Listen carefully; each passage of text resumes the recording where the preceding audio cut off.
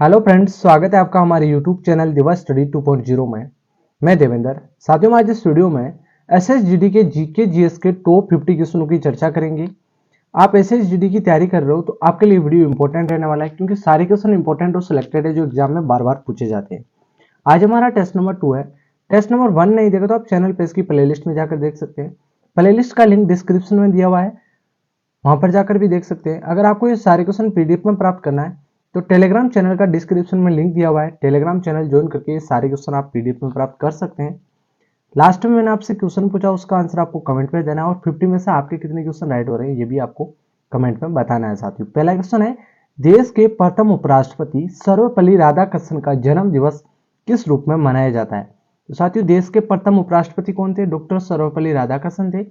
उनका जन्म दिवस किस रूप में मनाया जाता है? तो आपको ध्यान होना चाहिए साथियों, शिक्षक दिवस के रूप में मनाया जाता है। और शिक्षक दिवस किस तिथि को मनाते हैं? 5 सितंबर को शिक्षक दिवस मनाते हैं साथियों। ठीक है, राधाकृष्णन का जन्म दिवस 5 सितंबर है, इसलिए उनके जन्म दिवस पर शिक्षक दिवस मनाया जाता है। तो ध्यान होना चाहिए, शिक्षक दिवस 5 सितंबर को क्यों मनाया जाता है? सर्वपल्ली राधाकृष्णन के जन्म दिवस पर। और उन्होंने सर्वपल्ली राधाकृष्णन ने अपने जीवन के 40 साल शिक्षक के रूप में बिताए थे साथियों। 40 साल शिक्षक के रूप में बिताए थे, इसलिए उनके जन्म दिवस को शिक्षक दिवस के रूप में मनाया जाता है। ठीक है, अगला क्वेश्चन है, राष्ट्रीय युवा दिवस कब मनाया जाता है? राष्ट्रीय युवा दिवस, तो राष्ट्रीय युवा दिवस मनाया जाता है 12 जनवरी को।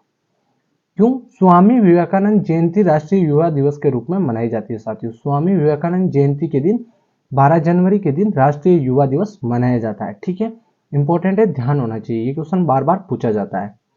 अगला क्वेश्चन है, बाल दिवस किस महापुरुष की जयंती के रूप में मनाया जाता है? बाल दिवस, तो साथियों बाल दिवस है वो मनाया जाता है पंडित जवाहरलाल नेहरू की जयंती पर। और कब मनाया जाता है? ध्यान होना चाहिए आपको, 14 नवंबर को मनाया जाता है साथियों। बाल दिवस कब मनाया जाता है? 14 नवंबर को। महापुरुष, किस महापुरुष की जयंती पर? पंडित जवाहरलाल नेहरू की जयंती पर ये मनाया जाता है बाल दिवस 14 नवंबर को। अगला क्वेश्चन है, विश्व में डाकघरों का सबसे बड़ा जाल किस देश में पाया जाता है?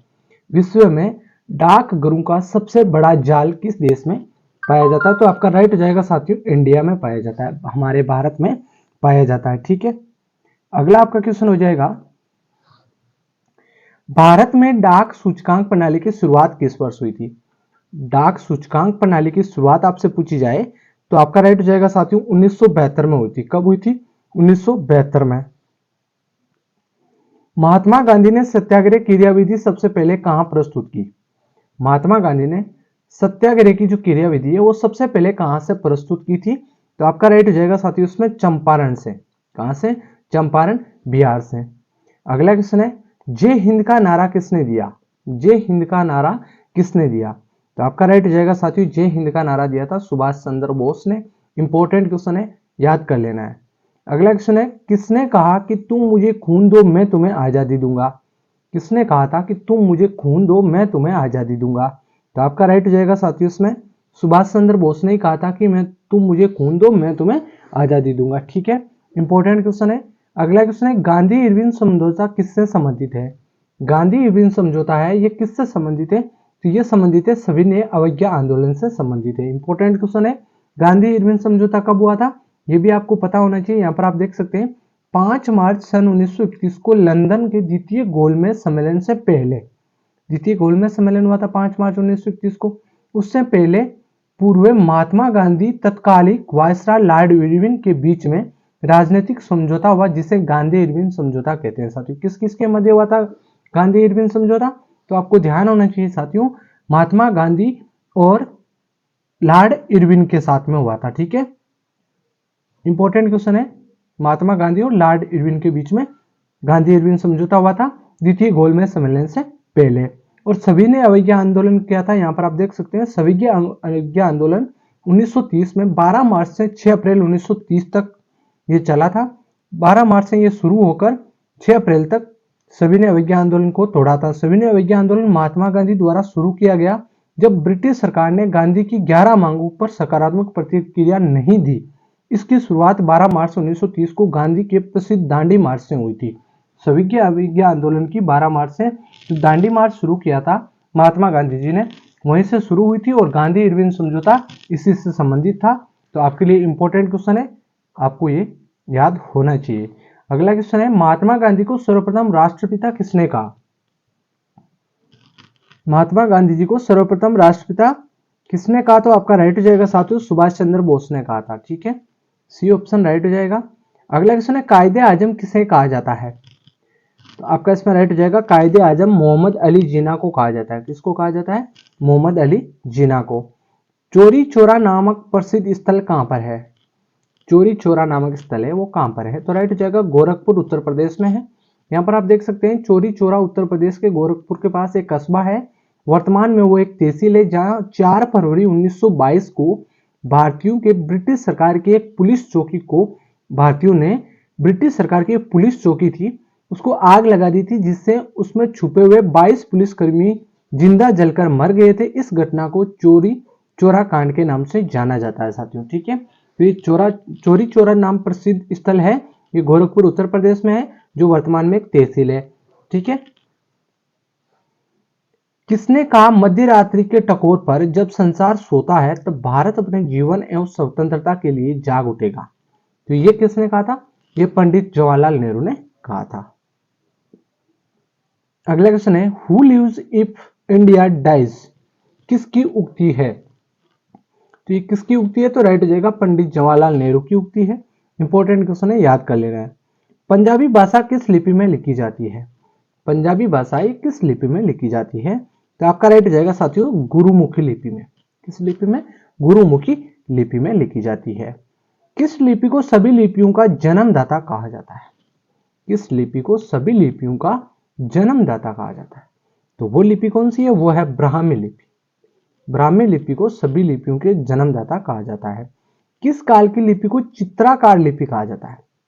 किस काल की लिपि को चित्राकार लिपि कहा जाता है? तो वो है साथियों, सिंधु काल की लिपि को चित्राकार लिपि कहा जाता है। भारत की तीसरी सर्वाधिक बोले जाने वाली भाषा कौन सी है? भारत की तीसरी सर्वाधिक बोली जाने वाली भाषा है तेलुगु भाषा है। कौन सी भाषा है? तेलुगु भाषा है। और भारत में प्रथम पहली सर्वाधिक बोली जाने वाली भाषा तो हिंदी है। यहाँ पर आप देख सकते हैं भारत में हिंदी भाषा सबसे ज्यादा बोली जाने वाली भाषा है। लगभग 40-42% हिंदी भाषा बोली जाती है। और भारत की दूसरी सबसे अधिक बोली जाने वाली भाषा बंगाली है और तीसरी सर्वाधिक बोली जाने वाली भाषा तेलुगु है। तो ये याद कर लेना है, इंपॉर्टेंट क्वेश्चन है। चोल शासकों की भाषा क्या थी? चोल शासकों की भाषा क्या थी? तो आपका राइट हो जाएगा साथियों, तमिल भाषा थी चोल शासकों की। हिंदी भाषा भारतीयों का प्रतिशत लगभग कितना है? भारतीयों के लगभग कितने प्रतिशत लोग हिंदी भाषा बोलते हैं? तो लगभग 40% बोलते हैं साथियों।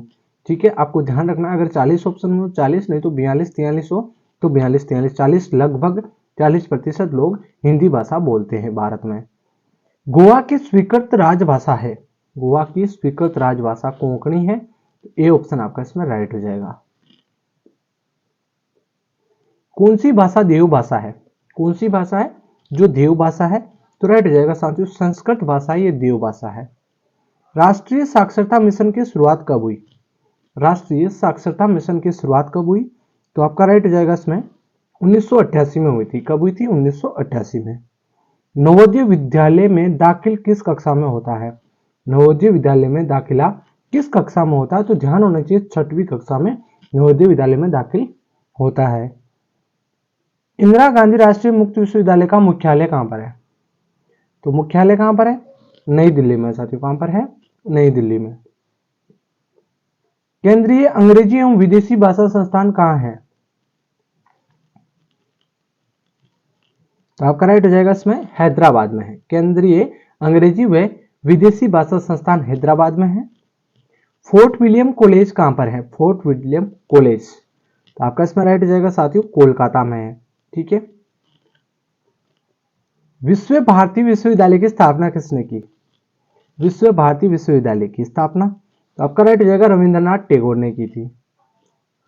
शिक्षा में सुधार हेतु ब्रिटिश सरकार ने सैडलर आयोग कब नियुक्त किया था? शिक्षा में सुधार के हेतु ब्रिटिश सरकार ने सैडलर आयोग कब नियुक्त किया था? तो इंपॉर्टेंट क्वेश्चन है, राइट हो जाएगा साथियों, 1917 में किया था। कब किया था? 1917 में। ठीक है, मुगल काल में किस भाषा को रेख्ता कहा जाता था? मुगल काल में किस भाषा को रेख्ता कहा जाता था? तो वो भाषा थी उर्दू। उर्दू भाषा को मुगल काल में रेख्ता कहा जाता था।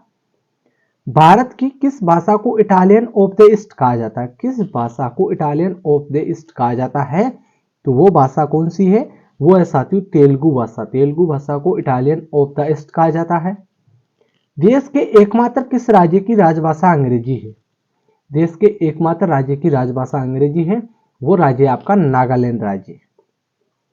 अमीर खुसरो ने किसके विकास में अग्रणी भूमिका निभाई? अमीर खुसरो ने किसके विकास में अग्रणी भूमिका निभाई? तो आपका इसमें राइट जाएगा साथियों खड़ी बोली में भूमिका निभाई थी अमीर खुसरो ने।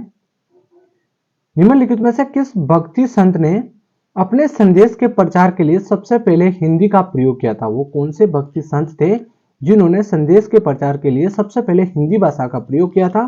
तो आपका इसमें राइट हो जाएगा साथियों रामानंद थे। कौन थे? रामानंद थे। अगला क्वेश्चन है भारतीय संरक्षण विभाग का मुख्यालय कहां स्थित है? तो भारतीय संरक्षण विभाग का मुख्यालय है वो है आपका देहरादून उत्तराखंड में है। ठीक है।